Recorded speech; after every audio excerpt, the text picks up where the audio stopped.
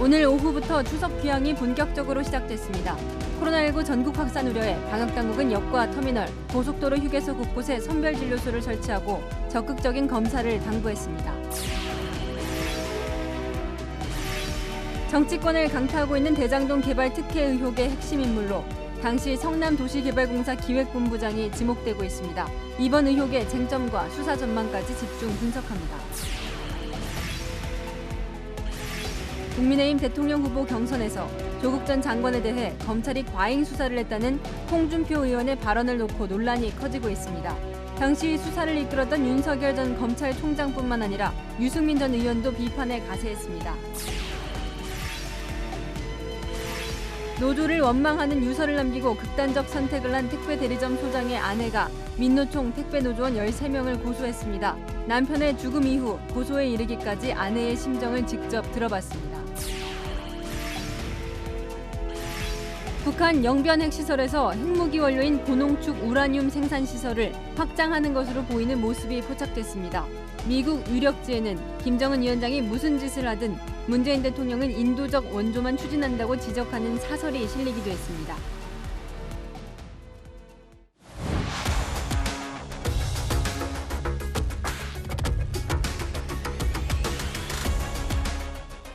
뉴스의 동정민입니다. 더도 말고 덜도 말고 한가위 같아라. 그런 풍성한 추석 연휴를 맞아 이 기차역과 버스터미널은 기성객들로 붐비고 있습니다. 올해는 8인 모임도 가능해졌고 사회 분위기도 고향 가기가 힘들었던 이 지난해 추석보다는 많이 나아졌는데요. 이 백신 접종 덕택에 가능한 일이지만 확진자 수만 놓고 보면 올해가 오히려 더 안 좋습니다. 지난해 추석 무렵 하루 확진자 수는 100명 안팎, 오늘 확진자 수는 2,000명을 넘었습니다. 연휴가 고비라며 바짝 긴장하고 있는 방역당국은 역과 터미널, 고속도로 휴게소 곳곳에 선별 검사소를 설치하고 적극적인 검사를 당부했는데요. 이 시각 서울역에 취재기자 나가 있습니다. 네, 황수영 기자, 연휴가 닷새라 꽤 긴데 벌써부터들 많이 내려가나 보군요. 네, 저는 지금 서울역 대합실에 나와 있습니다. 퇴근 시간이 지나면서 고향을 찾는 사람들의 발길이 이어지고 있는데요. 모두 마스크는 썼지만 닷새간의 연휴 그리고 오랜만에 가족과 만난다는 설레임에 발걸음만큼은 가벼워 보입니다. 코로나 때문에 여기가 좀 심해서 학교에서도 외출 자주 하지 말라 그래서 오랜만에 간 거예요. 빨리 갈게요. 고향 집에 오랜만에 가가지고 오늘 내려가려고 갔습니다. 코로나 때문에 자주 못 가가지고 오랜만에 딱 만나려고 내려가려고 합니다. 엄마, 아빠, 나 빨리 갈 테니까 기다리고 있어. 하지만 방역당국은 바짝 긴장하고 있습니다. 최근 확진자의 70-80%가 수도권에서 나오고 있는 가운데 추석 대이동으로 코로나가 전국으로 번질 수 있다는 우려 때문입니다. 당국은 확산 차단을 위해 길목마다 선별 검사소를 차렸습니다. 귀향이나 복귀할 때 진단 검사를 받기 쉽게 하기 위해서 버스터미널, 기차역, 휴게소를 중심으로 13군데 임시 선별 검사소를 추가적으로 운영합니다. 이곳 서울역을 비롯해 수서역, 강릉역, 오송역 등의 검사소가 운영되고 동서울, 부산 서부, 전주와 창원터미널에서도 코로나 검사를 받을 수 있습니다. 경부선 안성 상행, 영동선 용인 인천행 등 전국 고속도로 휴게소 9곳에서도 선별 검사소가 운영됩니다. 동시에 연휴 기간에 모두 14곳의 예방접종센터를 운영하고 백신 접종도 계속합니다. 또 전국 507개 응급실 역시 연휴 기간에도 24시간 운영합니다. 이 밖에 문의연 병원이나 약국은 보건복지콜 129번으로 전화해 문의하거나 응급의료포털 홈페이지에서 확인할 수 있습니다. 지금까지 서울역에서 채널A 뉴스 황수연입니다. 추석 전 백신 1차 접종률 70%, 정부의 그 목표는 오늘 달성됐습니다. 전문가들은 1차보다 2차 접종 완료율이 더 중요하다고 하죠. 오늘부터는 2차 접종자들도 자녀 백신 예약이 가능해져서 앞당겨 맞으실 수 있습니다. 이어서 허욱 기자입니다. 코로나19 백신 접종이 시작된 지 204일 만인 오늘. 정부 목표였던 전 국민 1차 접종률 70%에 도달했습니다. 목표는 달성했지만 확진자 수는 수그러들 기미가 없습니다. 오늘 0시 기준 코로나19 신규 확진자 수는 2,008명. 이틀 만에 다시 2,000명대로 올라섰습니다. 1차 접종률 70%를 달성하면 코로나 상황이 나아지고 집단 면역을 달성할 수 있다는 기대는 델타 변이 바이러스 유행으로 물거품이 된 상황. 정부는 백신 접종률을 더욱 높이는 데 사활을 걸고 있습니다. 지금으로서는 백신 접종이 팬데믹을 극복할 수 있는 가장 확실한 수단입니다. 1차 접종의 목표가 달성됨에 따라 정부는 이제 2차 접종의 속도를 높여 나가도록 하겠습니다. 오늘부터는 뒤처진 접종 완료율을 10월 말까지 70%로 높이기 위해 잔여 백신으로 2차 접종 예약을 시작합니다. 6주 간격이었던 화이자는 3주, 모더나는 4주로 당겨 접종할 수 있습니다. 8주 간격이었던 아스트라제네카 백신도 최대 4주까지 당길 수 있습니다. 네이버, 카카오 등 SNS로 잔여 백신을 예약할 수 있는데 기존과 달리 2차 접종도 당일 예약이 가능합니다. 잔여 백신이 있는 모든 의료기관에 직접 연락해 예약할 수도 있습니다. 정부는 위중증 환자 감소 효과에 기대 위드 코로나 전환도 가능하다고 전망하지만 전문가들은 치료제가 필수 조건이라고 말합니다. 방역 단계를 완화시킬 수 있을 거예요. 그렇지만 그것만으로는 절대 안 되는 거고 먹는 항바이러스제가 나와야 이게 마무리가 되는 거예요. 채널A 뉴스 허욱입니다. 제14호 태풍 찬투는 지난밤 사이 제주 지역을 강하게 핥히고 일본으로 향하고 있습니다. 기록적인 폭우로 침수와 강풍 피해가 속출했는데요. 홍진우 기자가 전해드립니다. 강한 바람에 공사장 출입문이 떨어질 듯 휘청입니다. 바람을 못 이겨 떨어진 표지판은 차량을 덮칩니다. 도로가 침수돼 차량이 고립되고 지하 상가와 주택, 저지대 건물 등이 물에 잠기면서 긴급 배수 작업이 진행됐습니다. 도로에서 물이 저희 회사 쪽으로 유입이 돼가지고 순식간에 한 30분 사이에 제 허리 정도 높이가 올 정도로 물이 차버리더라고요. 태풍 찬투의 영향으로 한라산 일부 지역엔 닷새 동안 1,300mm에 육박하는 비가 내렸고 서귀포도 500mm가 넘는 강수량을 기록했습니다. 제주시엔 오늘 새벽 한때 시간당 70mm의 강한 비가 내리기도 했습니다. 순간 최대 풍속, 초속 30m의 강풍까지 더해지면서 80건 넘는 피해가 소방당국에 접수됐습니다. 제주를 거친 태풍이 남해안 일대로 향하면서 한때 이 지역에 긴장이 감돌았지만 별 피해 없이 부산과 울산 등에 내려졌던 태풍특보는 오후 5시를 기해 해제됐습니다. 태풍 찬투는 오늘 밤 일본 규슈 북쪽 해상을 지나 내일 새벽 온대 저기압으로 약화될 전망입니다. 기상청은 여전히 남해 동부와 동해 남부 먼바다 등에 태풍 경보가 발령돼 있는 만큼 이 지역을 지나는 선박들에 주의를 당부했습니다. 또 많은 비로 지반이 약해진 만큼 산사태 등 추가 피해가 없도록 대비해야 한다고 덧붙였습니다. 채널A 뉴스 홍진우입니다. 경기 성남시 대장동 개발 특혜 의혹이 정치권의 최대 이슈로 떠오르고 있습니다. 국민의힘은 이재명 경기지사가 성남시장 시절 벌어진 일이라며 국감 증인으로 나오라고 압박했고 민주당 경선 경쟁자인 이낙연 전 대표도 진실규명을 촉구하고 나섰습니다.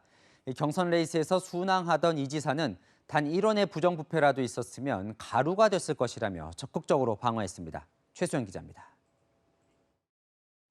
국민의힘은 성남시 대장동 개발 사업과 관련된 화천 대유자산관리가 누구 거냐며 민주당 대선 주자인 이재명 경기지사를 압박하고 나섰습니다. 왜 5천만 원짜리 개인 투자가에게 천문학적 수익을 안겨준 것입니까? 그러고도 떳떳하다고 우겨대는 배짱은 더 이상 자신의 문제를 파헤치지 말라는 겁박입니다. 다시 한번 묻습니다. 화천대유 누구 겁니까? 그러면서 이 지사를 향해 떳떳하면 국정감사에 증인으로 나오라고 공세를 폈습니다. 민주당 내 경쟁주자인 이낙연 전 대표도 진실규명을 촉구하고 나섰습니다. 상식적이지 않다는 느낌을 국민들도 많이 갖고 계시는 것 같습니다. 그래서 국민들도 의아해하고 때로는 분노하시는 것 같은데요. 진실규명이 빨리 이루어져야 한다고 생각합니다. 그러자 이재명 경기지사는 다시 반박에 나섰습니다. 가짜뉴스로 지금 저를 공격하고 있습니다. 단 1원의 부정부패라도 있었더라면 저는 가루가 됐을 겁니다. 화천대유 대표가 개발 환수 금액이 너무 많다고 비판한 사실을 공개하며 공익 환수를 제대로 했음을 강조하기도 했습니다. 당시 대표가 이성문 씨였는데 이분이 법정에서 제 재판의 증인으로 나와가지고 저를 공산당이라고 비난했습니다. 이미 합의된 개발 이익 환수 금액이 있는데 그 사업성 좋아진다고 1,000억 더 뺏어가는 게 어딨냐, 이건 공산당이다 이러면서.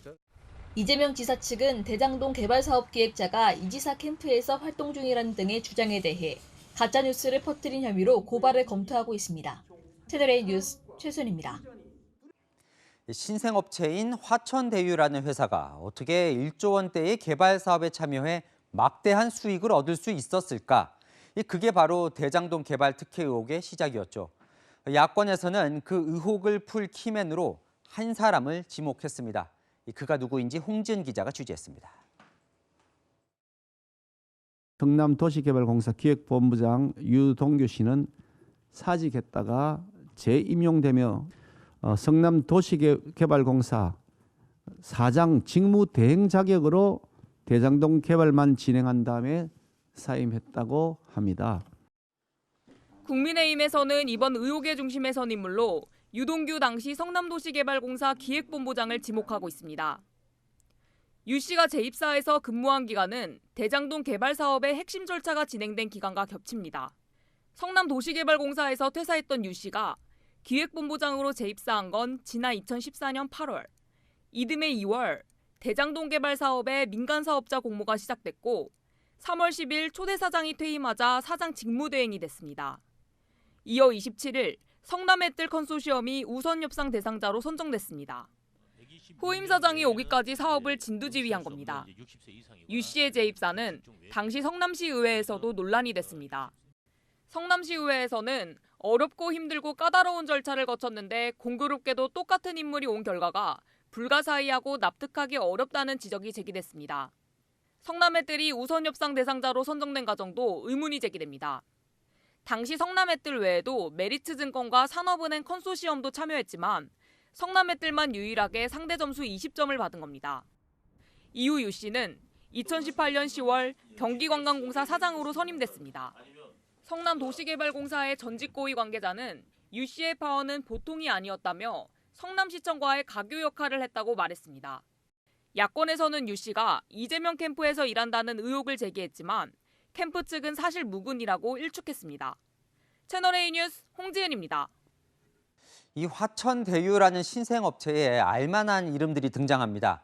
이 국정농단 사건 수사를 담당했던 박영수 전 특별검사의 딸, 그리고 곽상도 국민의힘 의원 아들이 근무를 했고요.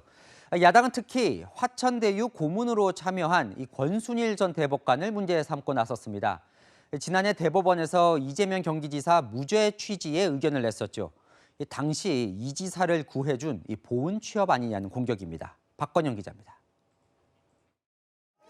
지난 2018년 6.13 지방선거에서 공직선거법을 위반한 혐의로 재판에 넘겨진 이재명 경기지사. 지난해 7월 대법원 전원 합의체에서 무죄가 선고되면서 지사직을 유지했습니다. 당시 대법원장과 대법관 11명이 참여한 논의 과정에서 유무죄 의견은 5대5로 갈렸습니다. 이어 11번째로 의견을 밝힌 권순일 전 대법관이 무죄 의견을 냈고 다수 의견을 따르는 관례에 따라 대법원장이 무죄 의견에 손을 들어줘 7대5로 무죄 판결이 났습니다. 권 전 대법관이 사실상 캐스팅 보트였던 겁니다. 피고인의 발언을 공직선거법 제250조 제1항에서 정한 허위사실 공표죄로 처벌할 수 없습니다. 그런데 지난해 9월 퇴임한 권 전 대법관은 2달 뒤 대장동 개발 사업의 자산관리업체인 화천대유의 고문직을 맡았습니다. 법조계에선 무죄 선고에 대한 보은 취업이라는 오해를 살 수 있다는 지적이 나옵니다. 이에 대해 권 전 대법관은 업체가 어디에 투자했는지 전혀 알지 못했다며 대장동 사업 관련 자문을 한 적도 없다고 해명했습니다. 업체 사무실에 출근하지 않고 간단한 사안의 자문만 한 뒤 고문료를 받았다는 겁니다. 다만 고문료 액수를 밝히진 않았습니다. 논란이 잇따르자 권 전 대법관은 고문직을 그만둘 예정이라고 밝혔습니다. 채널A 뉴스 박건영입니다. 네, 추석 연휴를 앞두고 화천대유, 참 이름도 어려운 이 논란이 이어지는데요. 지금까지 상황을 좀 정확하게 짚어보겠습니다. 이 사안을 계속 취재 중인 사회부 정현우 기자 나왔습니다. 뭐 이름도 어렵고 의혹도 워낙 중구난방인데요. 핵심이 뭡니까? 이 핵심은 이 금싸라기 사업을 누가 어떤 계기로 따내고 투자해서 일확천금을 벌었느냐입니다. 대장동은 이 판교 남쪽의 알짜배기 땅이어서 아파트를 짓기만 하면 대박 난다 이런 말까지 나오는 곳이다 보니 이런 알짜 사업을 이름도 생소한 회사들이 따낸 그 계기에 관심이 쏠리는 겁니다. 근데요, 이 야당은요, 집요하게 화천대유는 누구 겁니까? 이걸 묻고 있는데요. 왜 이렇게 이걸 묻는 겁니까? 이 사업 구조를 좀 보면서 설명을 드리겠습니다. 성남시 산하기관인 성남도시개발공사가 사업을 발주한 뒤 성남의 뜰이라는 이 사업을 책임지고 진행할 컨소시엄이 만들어졌는데요. 이 컨소시엄에 또 화천대유라는 자산관리 업체가 참여를 했습니다. 이 화천대유가 자산관리뿐 아니라 성남의 뜰에 투자를 했고 또 화천대유의 대주주가 포함된 7명의 개인 투자자가 천화동인 1호부터 7호라는 이 이름이 복잡한 회사들을 세워서 SK증권에 돈을 맡기고 이 성남의 뜰에 또 투자를 했습니다. 이 사업 자체가 이재명 경기지사가 성남시장에 재직할 당시 공영주도 개발로 바뀌었고 이런 식의 사업 구조와 배당 구조, 그러니까 적은 돈으로 많은 배당금을 받아가는 구조가 이때 만들어졌기 때문에 야당도 특혜 의혹을 제기하는 겁니다. 그러면 화천대유가 누구 겁니까? 이 질문의 답, 그러니까 소유주를 정확히 알 수가 없는 겁니까? 지금으로서는 감히 누구 거다 단정하기가 좀 어렵습니다. 말씀드린 것처럼 여러 회사가 꼬리를 물고 있어서 이 전체를 움직이는 실소유주를 찾기가 어려운 건데요. 현재까지 취재된 내용을 종합하면 천화동인 1호와 3호는 언론인 출신인 화천대유 대주주와 그 가족, 또 4호와 6호는 모 법무법인의 변호사들이 만들었는데요. 1호와 관련된 김모 씨는 이 지사를 인터뷰했던 그 경력 때문에 이 지사와 관련이 있는 것 아니냐 이런 의혹을 받고 있고요. 4호와 6호 변호사들이 속한 법무법인에는 박영수 전 특별검사가 일한 적이 있는데 이 박 특검도 화천대유의 고문으로 참여한 적이 있어서 논란이 생긴 겁니다. 특히 지분율로 봤을 때 1, 4호가 이 회사들이 받은 전체 배당금 중 절반 정도를 가져갔다는 점 때문에 의혹이 집중되고 있습니다. 자, 이재명 지사 측은 뭐 검찰 수사에서 무혐의로 드러난 거다 이미 이렇게 얘기를 하고 있는데 그러니까 수사를 한번 했었습니까, 이 건을?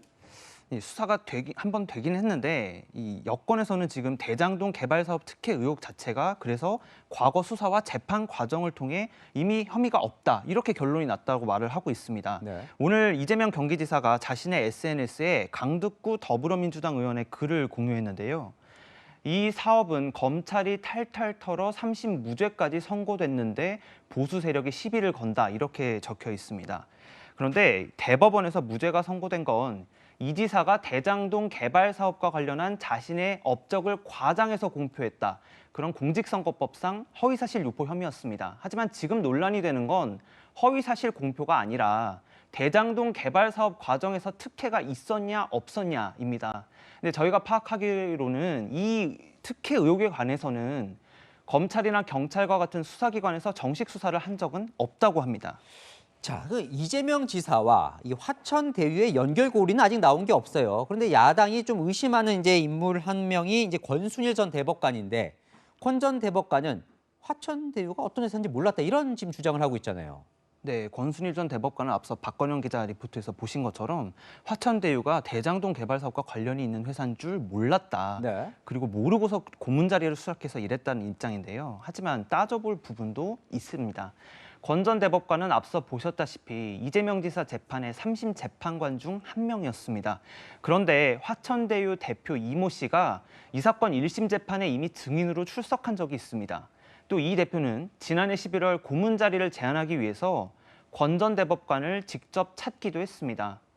물론 권 전 대법관이 해당 증인 신문 기록을 보지 않았거나 또 기억하지 못했을 가능성 있습니다. 하지만 자신이 맡은 사건과 관련된 업체에 대해서 제대로 알아보지도 않고 취업을 했다 이런 비판은 피할 수 없을 것 같습니다. 자, 그럼요. 자, 이재명 지사는 수사를 해라 이런 입장이고요. 야당도 수사해라 이런 입장이잖아요. 그러면 이제 수사로 뭔가 밝혀지는 겁니까, 이게? 당장은 좀 어려워 보입니다. 이 여야가 모두 이 유력 정치인이 이 사업에 특혜를 준 게 아니냐 이런 의혹을 제기하고 있지 않습니까? 그런데 정작 해당 정치인들이 깊게 관여했다는 단서는 아직까지 명확치가 않은 상태입니다. 대선이 6개월도 채 남지 않은 상황에서 수사기관도 고소고발 없이 먼저 수사에 나서기에는 부담스러운 측면이 있는데요. 여야도 다음 달 예정된 국회 국정감사 또 성남시 의회 행정사무감사에 주력하는 모양새입니다. 네, 알겠습니다. 여기까지 듣겠습니다. 사회부 정연우 기자였습니다. 네, 대선 뉴스 계속해서 전해드립니다. 더불어민주당 대선 주자인 이재명 경기지사와 이낙연 전 대표는 호남 경선의 영혼까지 끌어모으겠다고 예고했죠. 이재명 지사는 현역 의원을, 이낙연 전 대표는 장 차관들을 끌어모아서 새 대결을 펼쳤습니다. 최선 기자입니다. 이재명 경기지사는 광주 5.18 당시 시민군의 항전지였던 전일빌딩에서 광주 선언을 발표하며 2박 3일 호남 총력전에 돌입했습니다. 이 지사 좌우에는 캠프 소속 민주당 현역 국회의원 40여 명이 집결하며 대세론에 힘을 실었습니다. 40여 분 가까운 캠프의 의원님들께서 오셔서 올라오던 태풍을 제주도 남방으로 밀어버렸습니다. 광주 전남은 늘 지역이나 개인적 인연을 가지고 후보를 선택하지 않습니다. 이 지사는 이낙연 전 더불어민주당 대표가 내리 4선을 지낸 전남 한평에서는 이 전 대표를 견제했습니다. 굉장히 부드럽습니다.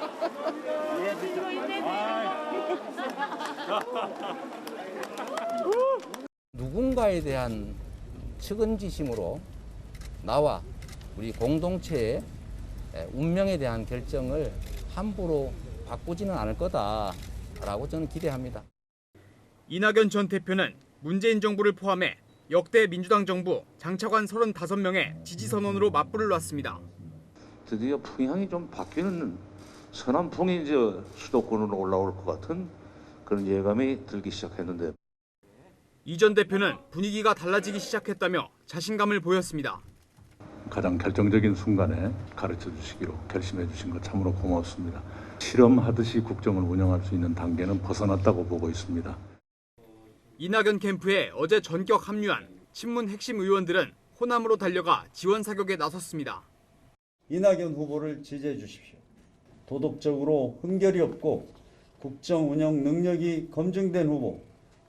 이 전 대표도 내일부터 3박 4일 일정으로 광주를 찾으면서 호남 민심을 얻기 위한 대결은 더욱 뜨거워질 전망입니다. 채널A 뉴스 최선입니다.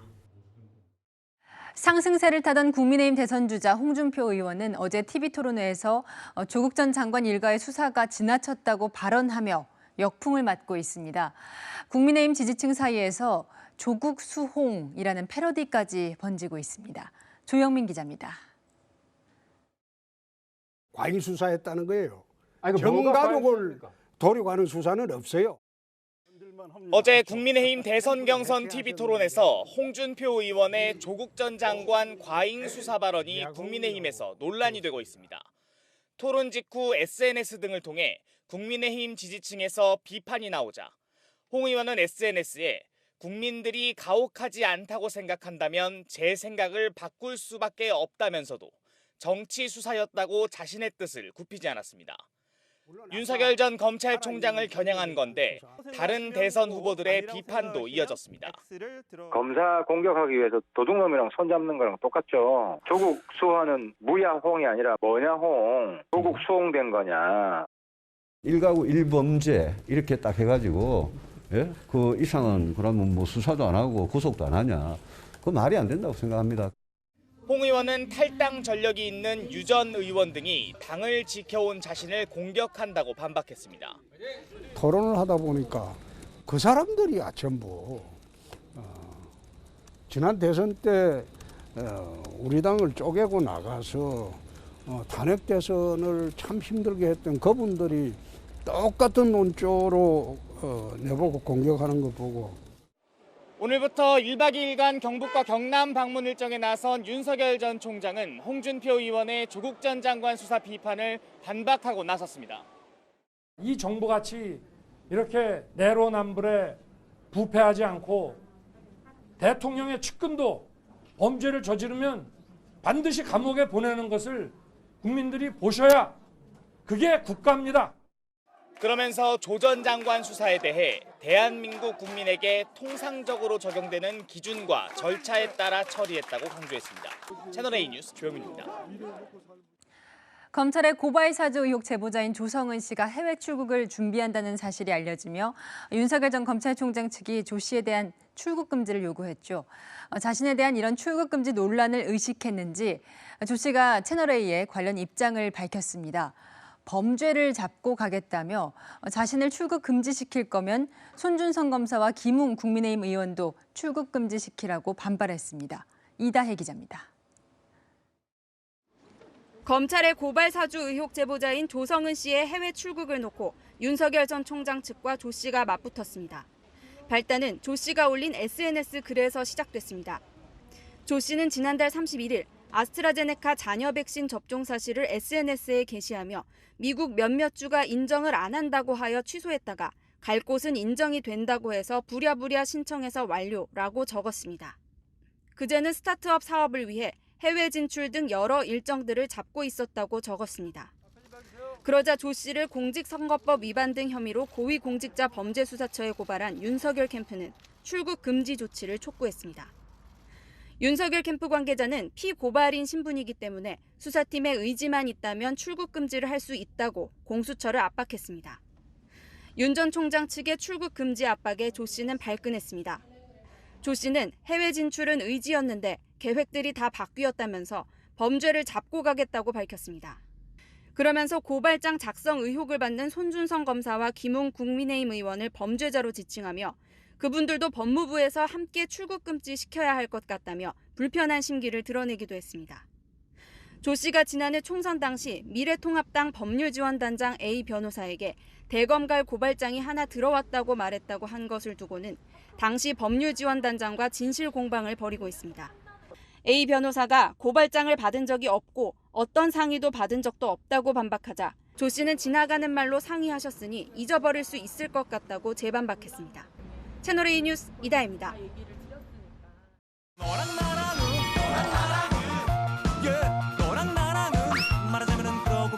열왕연합 정치부 김민지 기자 나와 있습니다. 첫 번째 주제 보겠습니다.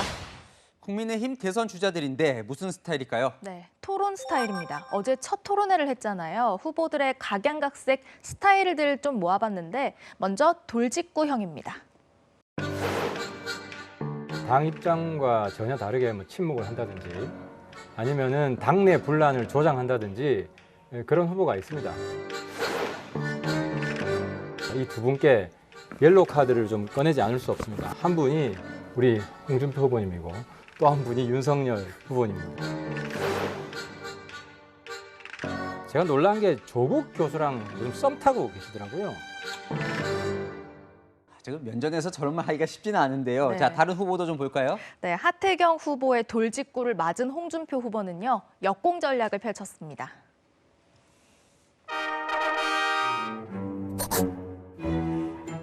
뭐 박근혜 대통령은 잡범이었다 이런 표현을 쓰시고 박근혜 전 대통령 문제는 윤석열 후보가 나한테 물을 자격이 없어요. 아닙니다. 저는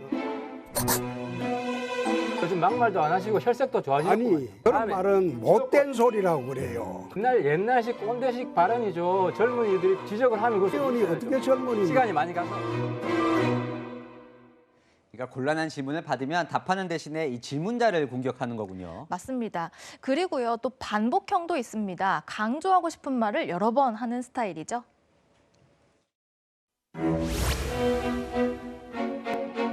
공정과 상식에 기반해 대한민국의 번영을 공정과 이 상식을 지키기 위해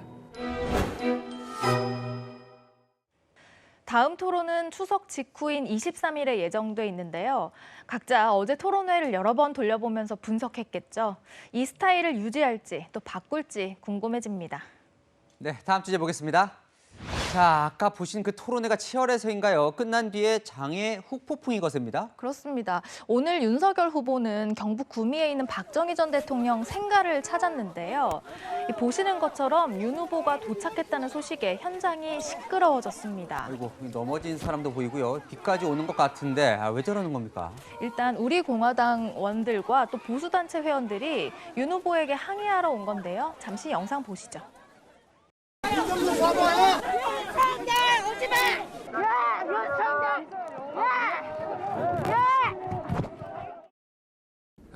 박근혜 대통령의 열렬한 그 지지자들의 저런 그 입장에 대해서는 저도 충분히 이해를 하고 감내해야 될 그런 것이 아닌가.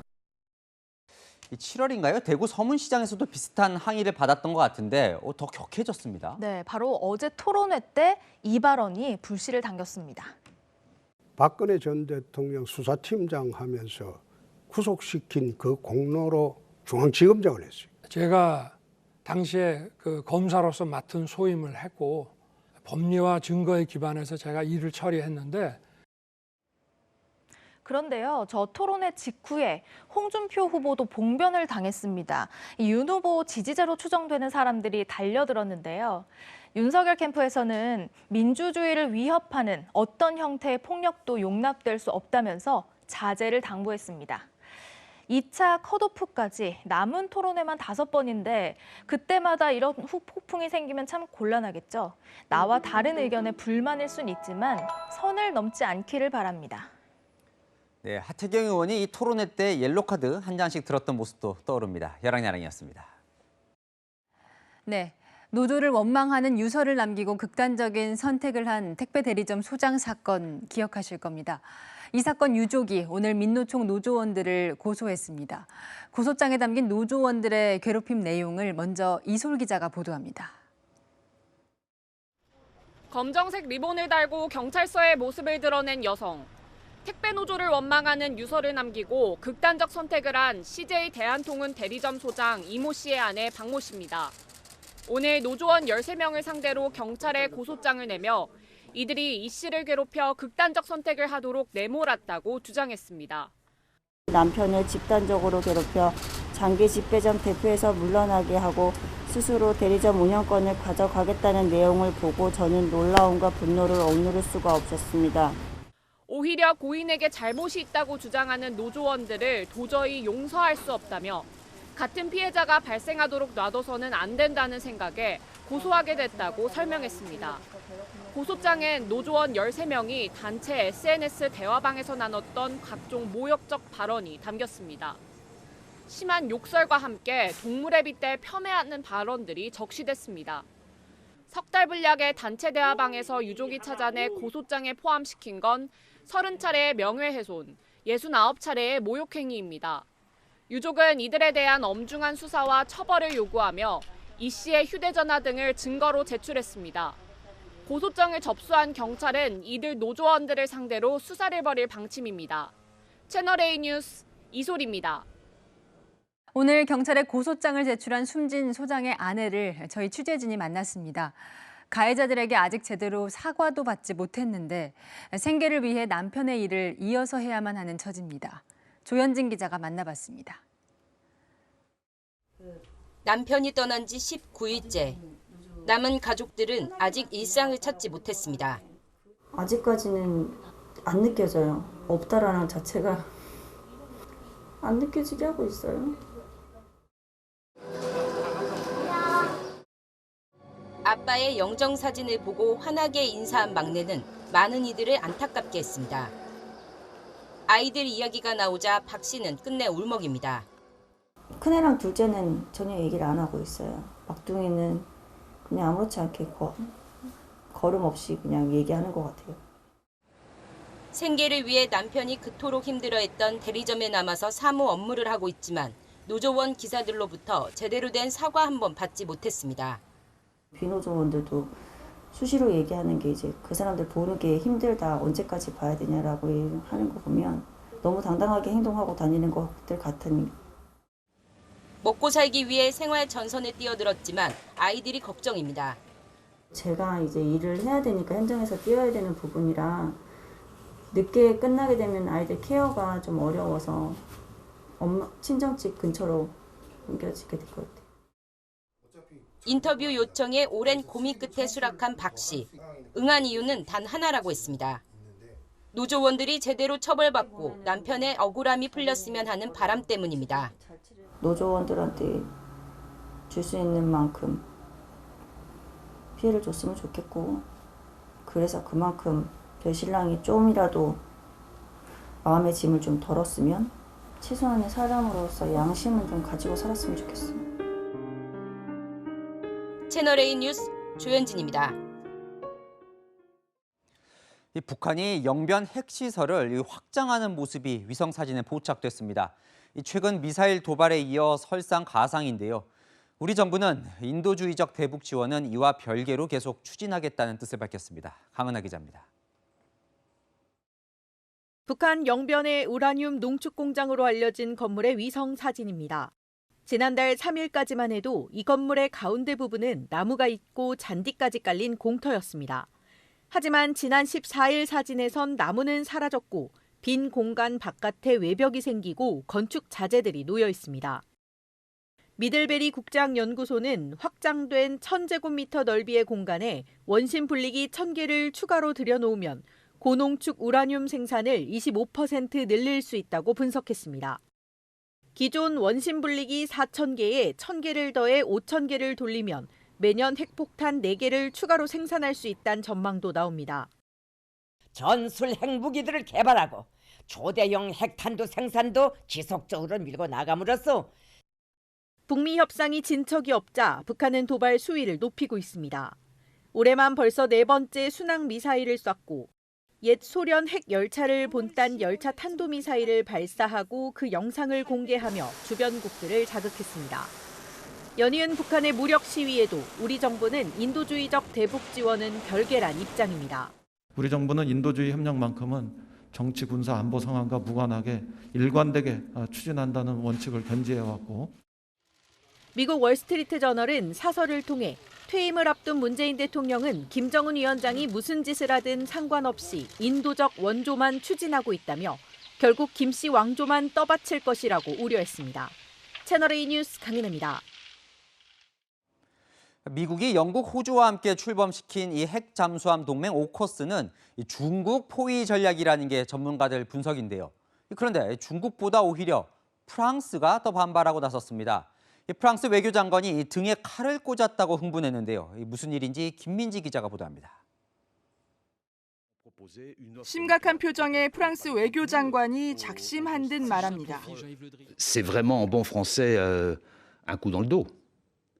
Nous avions établi avec l'Australie une relation de confiance.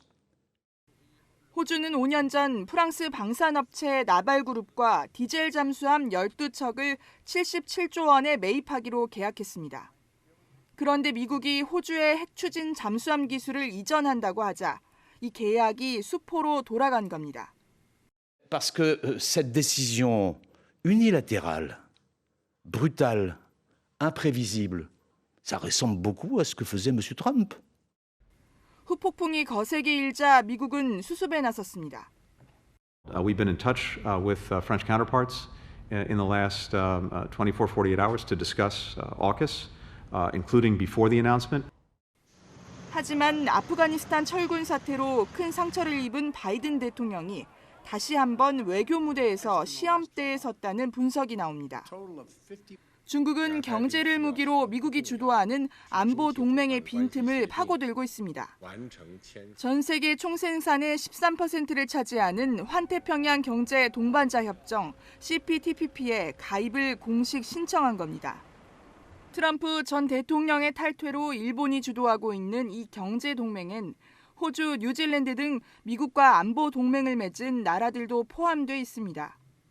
기존 11개 회원국이 모두 동의해야 한다는 점에서 중국의 최종 가입 여부는 불투명합니다. 미, 중, 신냉전 시대, 우리나라를 포함한 많은 나라들이 안보와 경제 사이에서 선택을 강요받고 있습니다. 채널A 뉴스 김민지입니다. 국가인권위원회가 언론중재법에 대해 뒤늦게 언론의 자유를 위축할 수 있다며 신중한 검토가 필요하다는 입장을 냈습니다. 유엔을 포함해 해외 인권기관들은 일찌감치 우려를 쏟아낸 바 있죠. 여당은 여전히 열흘 뒤 언론중재법 개정안 상정을 예고하고 있습니다. 여현교 기자입니다. 국회 법제사법위원회에서 언론중재법 개정안을 단독 처리한 더불어민주당. 가결되었음을 선포합니다. 야당과 여론의 반발로 본회의 상정은 늦춰졌지만 국내외에서 언론 자유가 위축된다는 우려가 쏟아졌습니다. If it's just a month delay and the same bill is passed, then the criticism remains and nothing has been achieved. Our assessment that this law clearly violates freedom of expression and media freedom, and it should not be passed. 유엔 인권 최고대표 사무소도 즉각 한국 정부의 언론중재법을 비판하는 서한을 보내기도 했습니다. 그런데 국내 인권 문제를 전담하는 국가인권위원회는 오늘에서야 언론중재법에 대한 입장을 밝혔습니다. 개정안이 법사위를 통과한 지 23일 만입니다. 인권위는 언론의 자유를 위축시킬 수 있어 일부 조항의 삭제나 검토가 필요하다고 밝혔습니다. 특히 허위 조작 보도나 고의 중과실 추정 조항의 개념이 명확하지 않아 언론 위축 효과를 불러올 수 있다고 지적한 겁니다. 민주당은 고의 중과실 추정 규정 등은 삭제하고 징벌적 손해배상도 손해액의 5배에서 3배로 낮춘 수정안을 내놨습니다. 하지만 나머지 조항은 수정 없이 오는 27일 본회의에 상정할 예정입니다. 채널A 뉴스 여영규입니다. 내년 입주를 앞둔 인천 검단 신도시 아파트 3,400세대가 된서리를 맞았습니다. 왕릉의 경관을 가리는 아파트를 지었다며 문화재청이 공사 중지 명령을 내린 겁니다. 지자체와 건설사 누구 잘못이 더 큰지 이제는 따지기도 늦었습니다. 안건우 기자입니다. 인천 검단 신도시입니다. 아파트가 상당히 빽빽하게 들어서 있습니다. 이미 건물이 높이 올라간 걸 보실 수가 있는데요. 조성이 막바지인 이 검단 신도시에 날벼락이 떨어졌습니다. 문화재청이 문화재보호법 위반으로 공사 중지 명령을 내렸기 때문입니다. 내년 6월 입주를 앞둔 3개 단지 3,400세대인데 모두 20층 넘게 지어졌고 지금은 내부 인테리어 공사가 한창입니다. 하지만 최악의 경우 다 지은 아파트를 헐어야 할 수도 있습니다. 어떻게 하겠다는 거예요? 지금 잠깐 살아요. 소매하고 몇 사람이 오늘 또 왔어요. 단지 가까이엔 김포 장릉이 있습니다. 인조의 부모님 원종과 인헌왕후의 무덤으로 유네스코 세계문화유산입니다. 문화재보호법에 따라 문화재 반경 500m 안에 높이 20m 이상의 건물을 지으려면 문화재청 개별 심의를 통과해야 하지만 이걸 받지 않은 게 화근이었습니다. 문화재청은 자칫 세계문화유산 지정이 취소될 수 있는 데다 선례를 남길 수 있는 만큼 원칙을 강조합니다. 지자체에서 건설사에서도 땅 팔기 전에 한 번 더 확인했더라면은 막을 수 있었던 거죠. 착공 신고를 문화재청이 했더라면은 그때 인지할 수가 있었어요. 하지만 건설사 측은 2014년 인천도시공사로부터 택지개발 허가를 받은 땅을 사들였고 2019년엔 인허가 기관인 인천 서구청의 경관 심의를 거쳐 공사를 시작했다며 억울함을 호소합니다. 일단 건설사들은 개선안을 제출하고 문화재청 역시 이를 토대로 다음 달 재심의를 할 계획입니다. 어떤 식으로든 설계 수정이 필요한 만큼 완공 지연과 입주민 피해는 불가피해 보입니다. 채널A 뉴스 안건우입니다.